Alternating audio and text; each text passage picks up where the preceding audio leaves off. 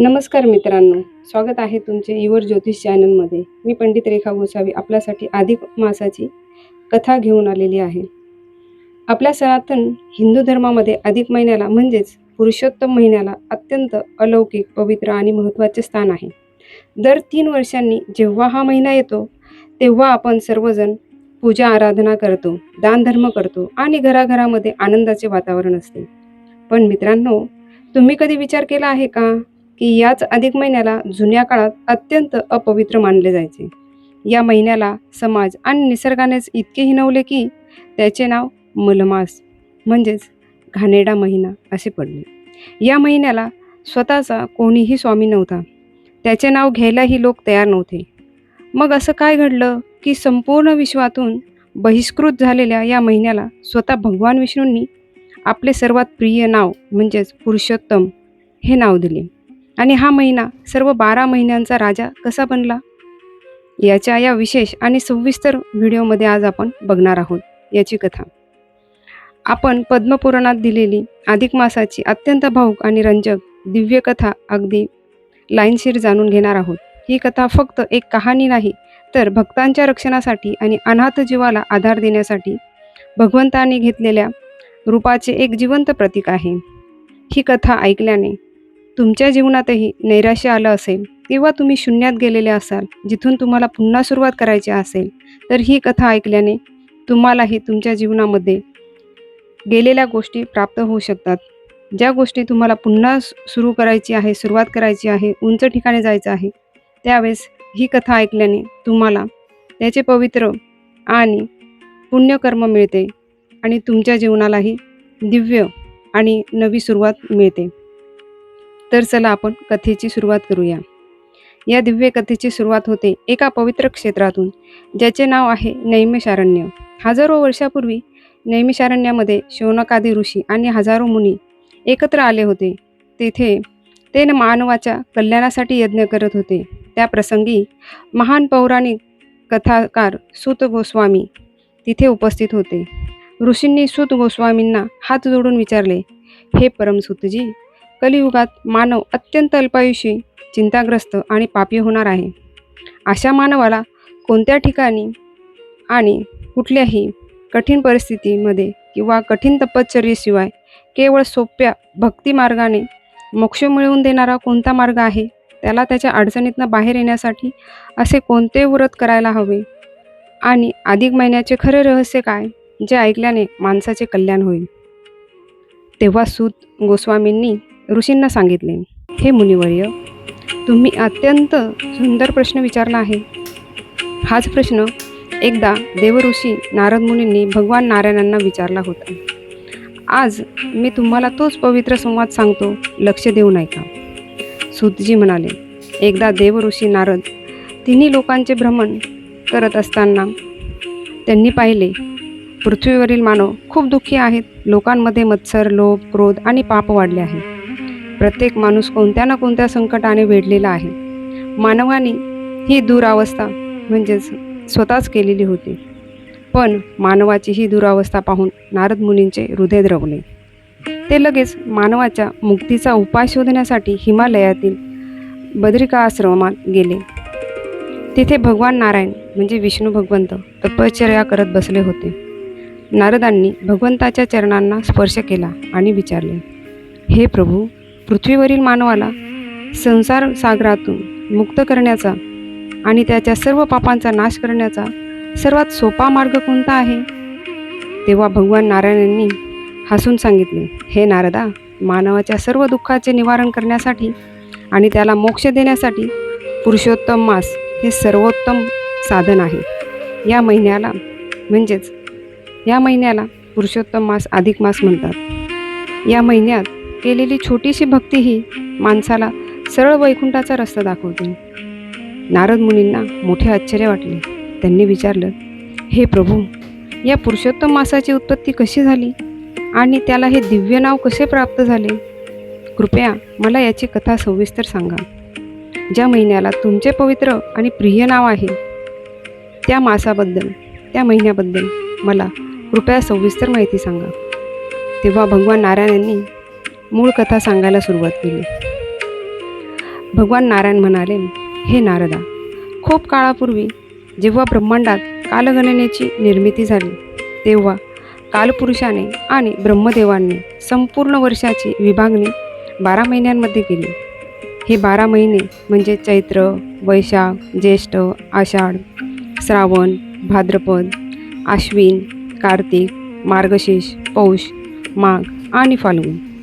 या प्रत्येक 12 महिन्याला निसर्गाने एक स्वतंत्र अधिष्ठात्री अशी देवता दिली आणि सूर्याचे एका राशीतून दुसऱ्या राशीत जाणे म्हणजेच सूर्य संक्रांत दिली. संक्रांत असल्यामुळे हे सर्व 12 महिने पवित्र आणि शुभ कार्यासाठी अत्यंत योग्य मानले गेले. परंतु सूर्य आणि चंद्राच्या गतीमध्ये फरक आल्यामुळे प्रत्येक चंद्रवर्षाचे दिवस आणि सौरवर्षाचे दिवस यात 11 दिवसांचा फरक पडत होता. हा फरक पडून काढण्यासाठी प्राचीन ऋषींनी आणि शास्त्रकारांनी दर 3 वर्षांनी एक अतिरिक्त 13वा महिना जोडला. यालाच अधिक महिना म्हटले जाते. पण मित्रांनो, या 13व्या महिन्यासोबतच एक मोठी अडचण झाली आणि या महिन्याला सूर्याचे राशी संक्रमण नव्हते, म्हणजेच संक्रांत नव्हती. संक्रांत नसल्यामुळे या महिन्याला अत्यंत मलिन, अपवित्र आणि टाकाऊ मानले गेले. जगातील लोकांनी त्याचे नाव ठेवले मलमास. मलमास लोकांनी ठरवले की हा महिना घाणेरडा आहे, मलिन आहे, म्हणून या महिन्यात कोणतेही शुभकार्य करायचेच नाही. लग्न, मुंज, गृहप्रवेश, नवीन देवाची प्राणप्रतिष्ठा, बारसे, देवदर्शन, जे बाळाचं नावही त्या महिन्यामध्ये ठेवायचं नाही, बारसं आलं तरीही करायचं नाही. एवढेच नाही तर जगातील लोकांनी या महिन्याचा पूर्णपणे तिरस्कार करायला सुरुवात केली. जेव्हा जेव्हा हा महिना यायचा लोक म्हणायचे, अरे रे, वाईट महिना आला, यात काहीच करू नका. या महिन्याला स्वतःचा असा स्वामीच नव्हता हो, कोणी पाठीराखाच नव्हता. निसर्गाच्या आणि मानवाच्या या उपेक्षेमुळे अधिक महिना अत्यंत दुःखी झाला. त्याचा स्वाभिमान दुखावला गेला. त्याला वाटले की जर देवाने मला जन्माला घातले आहेच तर माझा असा अपमान का? संपूर्ण जग जर माझा तिरस्कार करत असेल तर माझ्या जगण्याला काय अर्थ आहे? हा अपमान असह्य झाल्यामुळे अधिक मास रडत आणि दुःखी अवस्थेमध्ये तो न्यायासाठी सर्व वैकुंठ लोकांमध्ये पोचला. वैकुंठ लोकामध्ये भगवान विष्णू आपल्या क्षीरसागरात शेषनागावर शयन करत होते आणि माता लक्ष्मी त्यांच्या चरणाशी बसली होती. अचानक तिथे दुःखी मास म्हणजेच मलमास प्रगट झालेला बघून थेट भगवान विष्णूंच्या चरणावर त्यांनी लोळण घालून मोठ्या मोठ्याने रडत होते. हे बघून तिचे हृदयद्रावक आक्रोश बघून वैकुंठ लोक हळहळला. भगवान विष्णूंनी तात्काळ त्याला प्रेमाने, आदराने उठवले आणि विचारले, हे कल्याणा, तू कोण आहेस आणि तुझ्या या अथांग दुःखाचे कारण काय आहे? तू वैकुंठ लोकात आला आहेस, आता घाबरू नकोस. तुझी व्यथा काय आहे ते मला सांग. मलमासाने हात जोडून डोळ्यातून अश्रू ढाळत जगन्नाथाला, या विश्वाच्या मालकाला विचारले, हे प्रभू, हे ईश्वरा, तुम्ही या सृष्टीतील प्रत्येक लहान मोठ्या जीवाला, प्राण्याला, अगदी मुंगीलाही आश्रय दिला आहे. प्रत्येकाला काही ना काही स्थान दिले आहे. मग प्रभू, माझे असे काय प्राप्त झाले आहे? मी कालगणनेचा एक भाग आहे, पण संपूर्ण जग माझा तिरस्कारच करत आहे. लोक मला मलमास म्हणून हिणावत आहे. माझ्या काळात कोणी पूजापाठ करत नाही, कोणतेही शुभ कार्य करत नाही. मला जगात कोणतीही प्रतिष्ठा नाही. माझा कोणीही स्वामी नाही. मला कोणीही आदर देत नाही. हे वैकुंठाधिपती, प्रत्येकजण मला अशुभ मानतो. अशा अपमानाच्या आणि उपेक्षेच्या अंधारात जगण्यापेक्षा मला आता मृत्यू आलेलाच बरा. मी तुमचे शरण पत्करले आहे. हे प्रभू, हे ईश्वरा, एकतर मला समाजात मानाचे स्थान द्या किंवा माझे अस्तित्व कायमचे मिटून टाका. त्या माऊलीचे ते व्याकुळ शब्द ऐकून कारुण्य सागर असलेल्या भगवान विष्णूंचे हृदय द्रवले. त्यांच्या डोळ्यातही करुणा दाटून आली. भगवंतांनी त्याच्या डोक्यावर हात ठेवला आणि त्यांना धीर देत म्हणाले, हे प्रभू, तू शांत हो, रडू नकोस. माझ्या या सृष्टीमध्ये कुणावरही अन्याय होणार नाही. ज्या जीवाला किंवा ज्या कर्माने जग जोडले आहे त्याचा संपूर्ण जगाने त्याग केला आहे, त्याचा पाठीराखा मी स्वतः नारायण आहे. तुमच्या अनाथ किंवा तुझ्यासारख्या दुःखी आणि अनाथ व्यक्तींचाही मीच पालनकर्ता आणि आधारदाता आहे. मी तुला अशा ठिकाणी घेऊन जाईल जिथे तुझ्या दुःखाचे कायमचे निवारण होईल. चल माझ्यासोबत, आपण परमपवित्र गोलोकात जाऊया, जिथे स्वतः भगवान श्रीकृष्ण निवास करतात. गोलोकातील प्रवेश.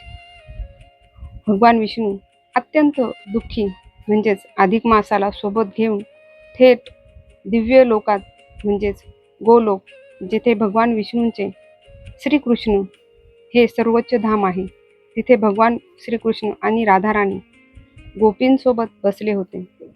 श्रीकृष्णांनी यांना येताना बघितले आणि श्री विष्णूंना प्रणाम केला आणि त्या सर्व मागची कथा विचारली, येण्याचे कारण विचारले. विष्णू भगवंत म्हणाले, हे प्रभू, हा अधिक मास आहे. संक्रांत नसल्यामुळे जग हिचा तिरस्कार करत आहे. हिची दुरावस्था झाली आहे. अपमान सहन न झाल्यामुळे यांना मृत्यू यावा असे वाटत आहे. भगवान श्रीकृष्णांनी अधिक मासाकडे बघितले. त्याच्या डोळ्यात अश्रू होते. श्रीकृष्णाने अत्यंत प्रेमळ स्मितहास्य केले आणि त्या अधिक मासाला आपल्या जवळ बोलवले. भगवंतांनी त्याला एक असे अलौकिक वरदान दिले ज्याची कल्पना संपूर्ण ब्रह्मांडात कोणीही करू शकत नाही. भगवान श्रीकृष्णांनी मोठ्या आवाजात म्हणाले, हे अधिक मासा, आजपासून तुझे हे रडणे आणि दुःख कायमचे विसरून जा. आजपासून तुला कोणीही अनाथ किंवा मलमास म्हणणार नाही. या विश्वामध्ये जे सर्वात श्रेष्ठ आणि परमपवित्र असे दिव्य नाव आहे, जे नाव आहे पुरुषोत्तम, ते मी आजपासून तुला समर्पण करीत आहे. हे तुझ्यासाठी मी अर्पण करीत आहे. आजपासून संपूर्ण जग तुला पुरुषोत्तम मास म्हणून ओळखेल. असं म्हणून श्रीकृष्णाने आपले पुरुषोत्तम हे नाव अधिक मासाला अर्पण केले. श्रीकृष्णांनी पुढे घोषित केले, इतर सर्व 12 महिन्यांचे वेगवेगळे स्वामी आहेत, पण या पुरुषोत्तम महिन्याचा स्वामी मी स्वतः पुरुषोत्तम म्हणजेच श्रीकृष्ण आहे. माझ्या नावामुळे हा महिना इतर सर्व महिन्यांपेक्षाही अत्यंत पवित्र आणि पूजनीय मानला जाईल. मी तुझे सर्व गुण, माझे सर्व ऐश्वर सर्व तुला प्रदान करत आहे. माझे सर्व गुण, माझे ऐश्वर्य तुला प्रदान करणार आहे. त्यामुळे इतर 12 महिन्यातील मिळून जेवढे पुण्य माणसाला मिळत नाही, त्यापेक्षा हजारो पटीने जास्त पुण्य या पुरुषोत्तम मासात माझी भक्ती करणाऱ्याला लाभेल. या महिन्यात जो कोणी पहाटे लवकर उठून स्नान करेल, सतत नामस्मरण करेल, दीपदान करेल, श्रीमद भागवत कथेचे श्रवण करेल आणि 33 अनारशांचे अपुदान करेल, त्याचे 7 जन्मांचे पाप मी स्वतः जाळून खाक करेन आणि मृत्यूनंतर तो सरळ माझ्या दिव्य गोलोकामध्ये प्रवेश करेल. अशा प्रकारे मित्रांनो, या महिन्याला जगाने कचऱ्यासारखे टाकून दिले होते ना, तो महिना स्वतः भगवंताने आपले नाव देऊन त्याला पवित्र केले. भगवंताचे नाव मिळून सर्व महिन्यांचा राजा बनला. अनाथ अधिक मासाला भगवान श्रीकृष्णांनी सनात केले आणि त्याला संपूर्ण विश्वात सर्वश्रेष्ठ असे स्थान दिले. मित्रांनो, पद्मपुराणातील ही अद्भुत कथा ऐकल्यानंतर आपल्याला आपल्या आयुष्यातील फार मोठा धडा मिळतो. जेव्हा या जगाने, या समाजाने आणि नियतीने अधिक मासाचा त्याग केला, त्याला हिणवले, त्याला दुःख दिले, तेव्हा स्वतः भगवंताने त्याला आपल्या हृदयामध्ये स्थान दिले. आपल्या मानवी जीवनातही अनेकदा असे घडते, जेव्हा आपण संकटात असतो ना, तेव्हा आपले जवळचेच लोक, आपले मित्र किंवा आपला समाज आपल्याला एकटे पाडतो. तेव्हा खचून न जाता आपण भगवंताच्या चरणाशी गेले पाहिजे. जो जगाकडे उपेक्षित असतो, देवाकडे तोच ज्यावेळेस हात धरतो किंवा परमेश्वराकडे ज्यावेळेस प्रार्थना करतो, त्यावेळेस परमेश्वर त्याला मदत करतो. हाच या कथेचा मुख्य संदेश आहे. या कथेच्या शेवटी शास्त्रामध्ये असे सांगितले आहे, अधिक महिन्यात म्हणजे अधिक मास महात्म्य पोथीचे वाचन, श्रवण करणे अत्यंत अनिवार्य आहे. 31 दिवसांमध्ये काही विशेष गोष्टी आहेत ज्या आवर्जून केल्या पाहिजे, जे या पोथीच्या 3ऱ्या आणि 4थ्या अध्यायामध्येही दिलेले आहे. ते नियमही काय आहेत ते आता आपण थोडक्यात इथे बघूया. या महिन्यात शुक्ल आणि कृष्ण पक्षातील द्वादशी, पौर्णिमा, अष्टमी, नवमी, चतुर्दशी, अमावस्या, व्यतिपात योग या दिवशी व्रत आणि दान केल्याने महापुण्य मानले जाते. मौन भोजन, जेवताना शक्यतो कमी जेवावे आणि शांत जेवावे. मौन असावे. 33 अनारशांचे दान, तांब्याच्या पात्रात 33 अनारसे ठेवून ते ब्राह्मणाला आणि जावयाला दान द्यावे. जावई म्हणजे विष्णूचे स्वरूप मानले जाते. त्यामुळे घरातील गरिबी नष्ट होते आणि ऐश्वर्य प्राप्त होते. मित्रांनो, तुम्हाला अधिक मास, पुरुषोत्तम मासाची ही कथा कशी वाटली? पद्मपुराणावर आधारित संपूर्ण दिव्य संक्षिप्त कथा हा पवित्र महिना दर 3 वर्षांनी आपल्या दारी येतो.